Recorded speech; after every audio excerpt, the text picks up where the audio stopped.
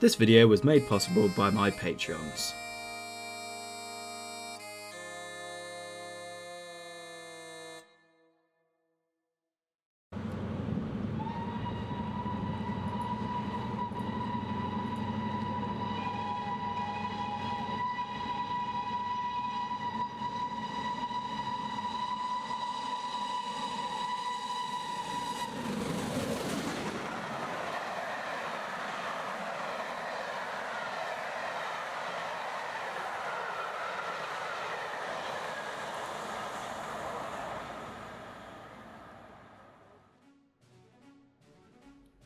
Hello and welcome to another SWP Showcase. It's been a while, and with the hotly anticipated Caledonia Works King dropping last weekend, I thought it was high time this series was brought back.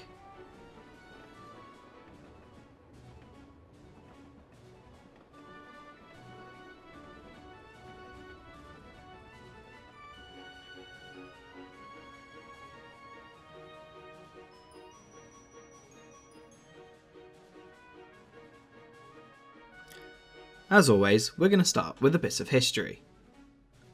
The Great Western Railway 460 Kings were a 30-strong class of high-power, high-speed and high-stature express engines built from 1927 to 1930 at the Great Western Railway's Swindon Works.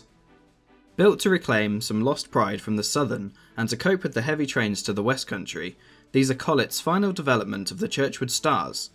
Such to their complement, they remained the top link express locos for the Great Western and Western region of British Railways till their withdrawal and replacement in 1962.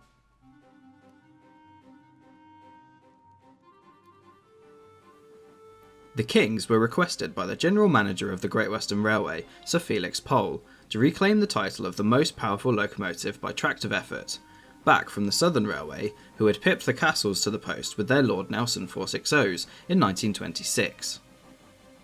To this end, Pole allowed the tentative research into making a class of Super Castle, with the aim to provide a tractive effort of £40,000.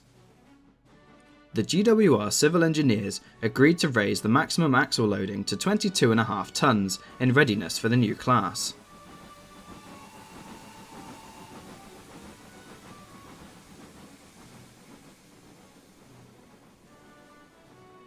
The new class bore a larger boiler of the standard 12 type, the only Great Western class to have such a big boiler, allowing for a tractive effort of £38,165. Only by shrinking the driving wheels and by boring out the outside cylinders some more did the tractive effort of the new Super Castles rise to £40,300.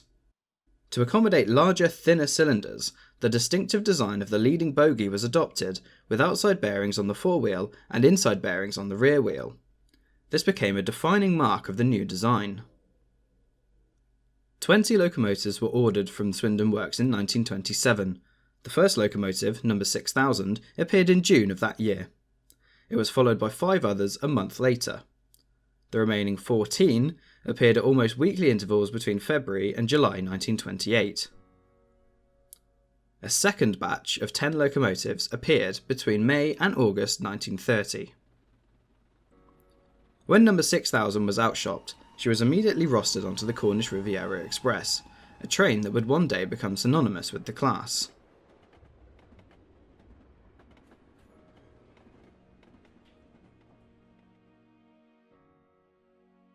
Not long after this, in August 1927, 6000 was shipped out to Baltimore in readiness to partake in the Baltimore and Ohio Railroad Centenary celebrations. It was due to this celebration that the class gained their names. When invited by the B&O, the GWR decided to change from the planned convention of naming these new engines after cathedrals and opted for something more British, and therefore opted for the names of Kings. The Kings made an instant impact on the heaviest trains of the Great Western Railway, able to run at higher speeds than the Castles. However, due to their size, they were restricted to the main London to Plymouth routes via Bristol and Westbury, and the London to Birmingham and Wolverhampton services via Bicester. As such, the Kings became synonymous with the Cornish Riviera Express, the Cambrian Coast Express, and on Fridays would haul a longer, heavier Bristolian Express. But what the Kings lacked in route availability, they made up for in pulling power. being allowed to carry 500 tonnes between Paddington and Taunton, and even after that they carried 360 tonnes over the Devon banks unassisted. 45 tonnes more than the permitted weight a castle could haul. Impressive stuff. In September 1955, 6015 King Richard III was the first of the class to receive a double blast pipe and chimney. Following successful tests, the rest of the class were given the same modifications, and as a result, the Kings had their best performances of their working lives during their Indian summer.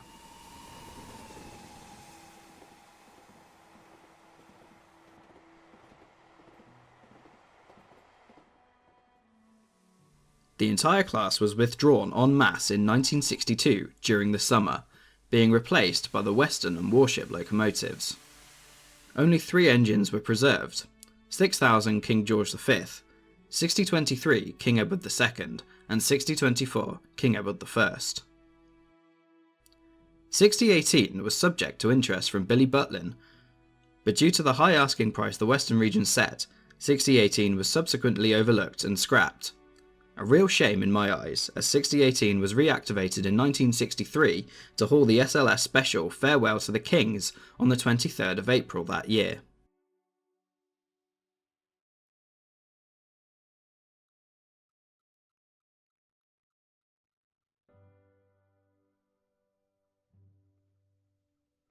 The history of the Kings in Train Simulator is almost as varied as their real-life counterparts, and the King feels as ingrained in Train Simulator lore as the 7Fs and Black 5s. Which isn't surprising, considering the first iteration of the King was a freeware example for Rail Simulator released all the way back in January 2009 by King Trains on UKTS. RSC released their own version of the King in GWR livery for Train Simulator 2012 in October 2011, which was then quickly followed by the updated King Trains King, released again on UKTS, which featured new sounds from SSS and other such upgrades for the new TSX graphics, in November 2011. In May 2012, a BR Blue reskin was released in the Settle and Carlisle Special Scenario Pack, and the penultimate iteration was a newly updated model included with the Riviera line in the 50s add-on, which was released in September 2015. 8 years on from that, and 14 years after the original King DLC, we are greeted with the final boss, the Caledonia Works King, released May 2023.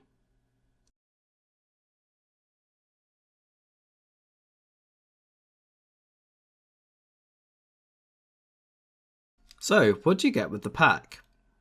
To begin with, you are provided with every single member of the class in both GWR and BR liveries, and in addition to that, you have the single and double chimney variants. This also includes the preservation variants of the surviving class members, including a cut down version of 6023. The liveries you get with the pack are Great Western 1927 to 1934 with coat of arms, Great Western 1927 to 1934 with alternative crest, Great Western 1934 to 1942 shirt button, Great Western Wartime Green, Great Western 1945 to 1949, Great Western BR Transitional Green, BR Ultramarine, BR Blue, BR Brunswick, BR Brunswick with double chimney, BR Brunswick double chimney weathered. All these liveries come with special variants of 6000 to include the bell and medallions, with the Westinghouse pump included on the 1927 to 1934 green version. The cab, as usual, has been beautifully recreated and gives the feeling of being on the footplate. Whilst in the cab you will notice that the fire intensity is matched with the exhaust beat, and whilst looking in the firebox you'll see a fully 3D effect. The cab is fully functional, save for the windows, which do not open, a small price to pay in my opinion. The usual myriad of cab views are provided, which really give you a 360-degree view of this engine at work.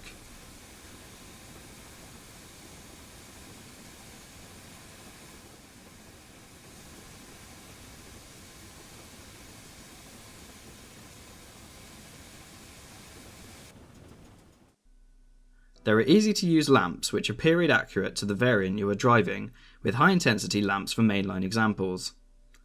There is also an extensive headboard selection, which is also variant specific. You'll find another huge selection of headboards for preservation examples.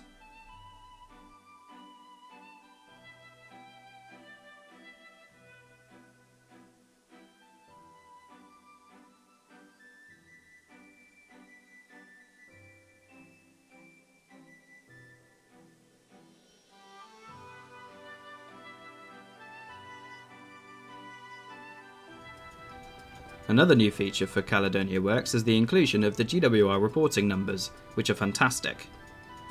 The sounds have been provided by Steam Sound Supreme, who have done fairly well. The King utilises SimNation's Locomotion 2.0 scripting, which allows for a new layer of realism, with regulator and steam chest simulation accurately done. One more of the exciting parts of this DLC is the inclusion of an auto fireman, which according to all accounts allows you to really focus on the driving aspect of the game and less about the water and coal management. There are many more features listed in the manual and on the website.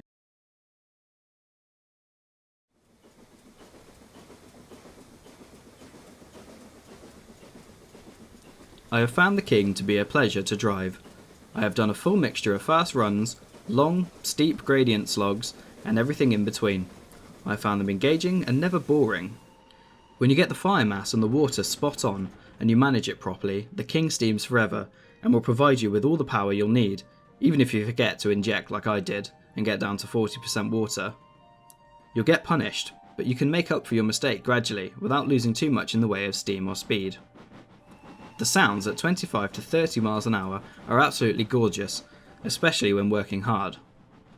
As per their real counterparts, the Kings are comfortable on long heavy loads, which allows you to accurately depict consists and their corresponding timetables if you so wish. My personal opinion of this pack might be swayed by my GWR enthusiasm, but I have to say, despite the myriad of other versions of the Kings in-game, this pack is head and shoulders above the rest, not just in quality but the depth of the pack. This is the first time you've been able to pick up a King which includes every single variant of the class, and the BR era double chimney variants are a godsend.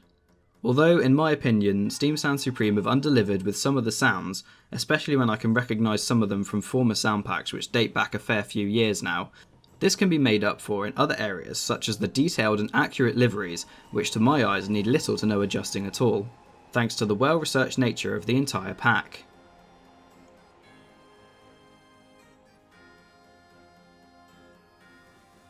There's something for everyone in this pack, whether you're a staunch GWR era fan, a BR era fan, or a modern mainline preservation fan. You've got the opportunity to indulge in all three eras fully and accurately. I always find myself saying this, but seriously, the jump in quality from even a couple of years ago is insane. Comparing the Cathedral, an already outstanding model, but then I'm biased, or even the Night Owl to the Kings, is legitimately like night and day in some areas. The effort everyone has put in to get the DLC quality to where it is has to be commended. The price of £19.99 I believe in this day and age to be fairly good value for money, considering the time and effort of multiple people that has gone into this DLC. With Caledonia Works pushing the boundaries, utilising SimNation's locomotion scripting, auto firemen and other details, it not only provides the user with a genuinely great experience, but assures us that future releases will be a cut above the rest.